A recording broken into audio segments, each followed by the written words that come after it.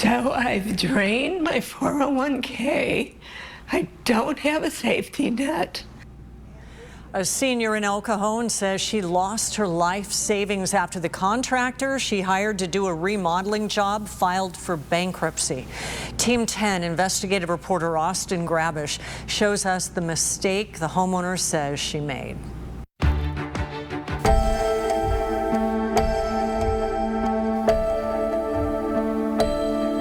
So when he left, it was just a frame. There were no walls. Adele Sheets is trying to clean up a mess.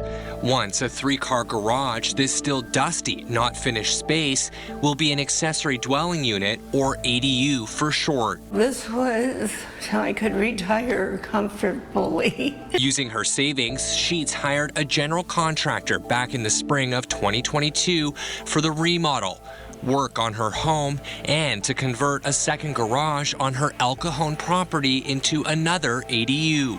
So my 401k was my savings, and I thought that if I use that money to build a ADU, then the income from renting it would supplement my Social Security and my small pension. But instead of earning income, the retiree says she lost over $300,000 after making multiple payments in advance for the project that's still not done. And then he told me if I paid for the materials all up front, I'd save a lot of money.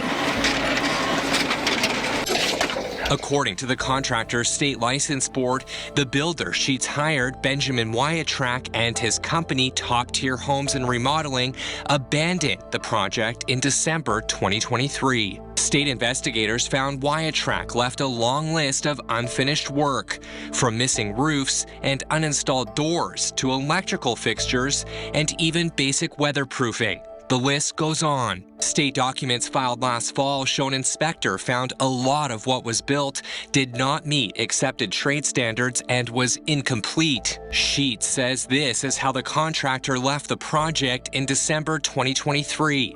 She estimates he only finished a quarter of the job. When he left this project, I mean, it was just a frame. There was no exterior walls, there was no drywall. Jonathan is Adele's son and lives on the property. Having to live in a constant construction zone has been very stressful. And it's been costly too. An inspector for the contractors board found Sheets would have to spend an estimated $173,000 on top of the $300,000 she already paid to correct and finish the job. Taking into account the work that was done, the board pegged her financial loss at just over $128,000. Sheets says she asked for a refund and sent this demand letter to Wyattrack, but never got any of her money back. So what kind of a toll has this taken on you? Well, a huge financial toll, and I'm trying not to cry. Very stressful. So I've drained my 401k. I don't have a safety net financially. Last fall, the state revoked Wyattrack's contractor's license following a months-long investigation. Catherine White is with the state license board. This was a pretty substantial investigation by the contractors board. Yes, and in this investigation, we found that the contractor ultimately abandoned the project, and in that project, they also asked for excessive payments. They asked for money well before the work was completed or the supplies were delivered, and contractors cannot request for any money that exceeds the value of the work that's being done. In 2024, court records show Top Tier Homes and Remodeling filed for Chapter 7 bankruptcy. The filing, reviewed by Team 10, shows that Adele and Jonathan Sheets were listed as creditors with a disputed claim of $300,000. Last month, another development. Wyattrack, the president of Top Tier Homes, filed for Chapter 7 bankruptcy himself, a move that can wipe out many debts. In the filing, he listed Adele and Jonathan as creditors owed just over $103,000. And the contractor reported he's now living in Las Vegas. What went on in your mind when you found out he filed for bankruptcy?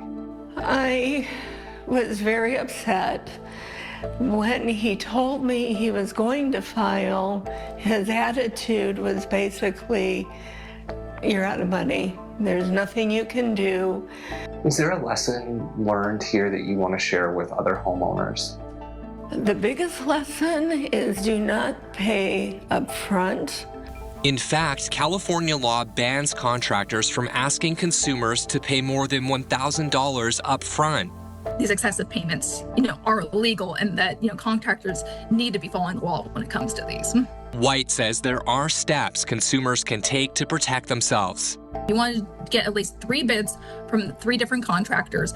She says anyone looking to hire a contractor should get proof of previous work, ask for references, and talk to past clients to see if they were satisfied, and make sure to ask if the work was done on time and budget.